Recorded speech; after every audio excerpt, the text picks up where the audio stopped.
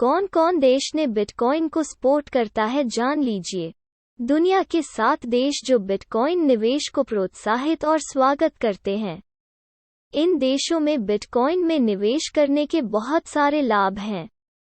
Bitcoin को cryptocurrency बाजार शुरू हुए 1 दशक से अधिक समय हो गया है और तब से इसने मार्केट कैप के अनुसार सबसे बड़ा क्रिप्टो सिक्का होने की अपनी स्थिति बनाए रखी है।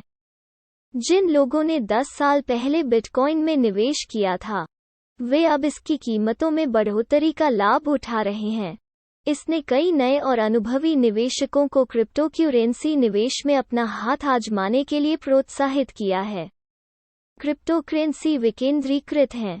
इसका मतलब है कि क्रिप्टो के प्रवाह को विनियमित करने के लिए कोई सरकार या वित्तीय निकाय नहीं है।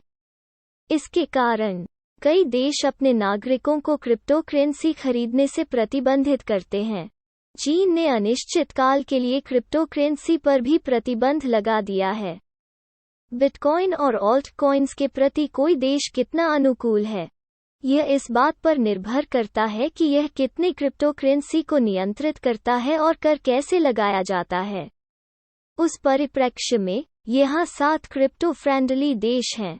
1. जर्मनी। जर्मनी में क्रिप्टोकरेंसी निजी पैसा है।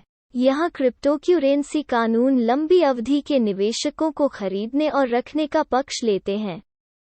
जिन निवासियों के पास 1 वर्ष या उससे अधिक के लिए क्रिप्टोकरेंसी है, उन्हें कोई कर नहीं देना पड़ता है।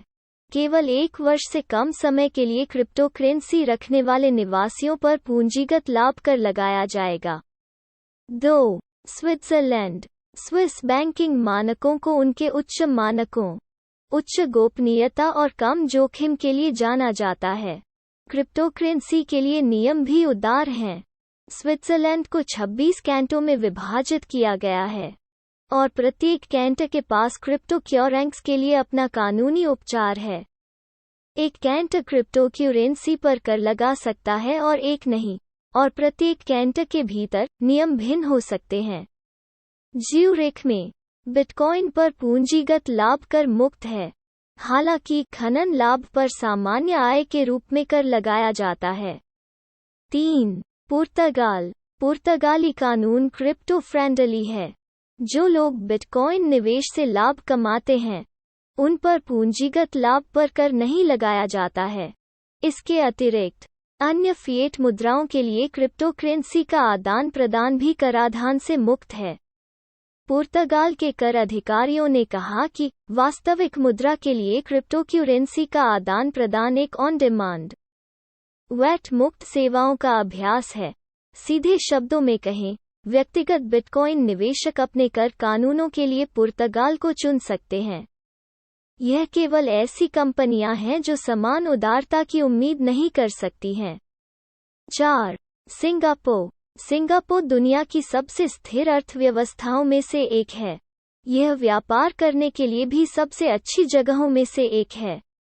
देश का मानना कि मनी लॉन्ड्रिंग को रोकने के लिए क्रिप्टोकरेंसी को विनियमित किया जाना चाहिए, लेकिन नवाचार जारी रहना चाहिए। 2019 के भुगतान सेवा अधिनियम ने क्रिप्टो पर सिंगापुर के कानूनी रुख को विनियमित किया।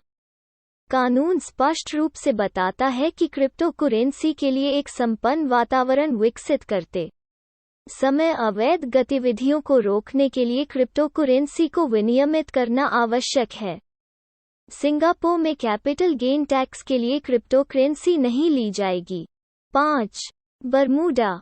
बरमूडा के डिजिटल एसेट बिजनेस एक्ट 2018 ने उन व्यक्तियों और व्यवसायों को विनियमित करने के लिए एक शासन का गठन किया जो क्रिप्टोकरेंसी और अन्य डिजिटल परिसंपत्तियों को जारी करने, बेचने और रिडीम करने का कार्य करते हैं।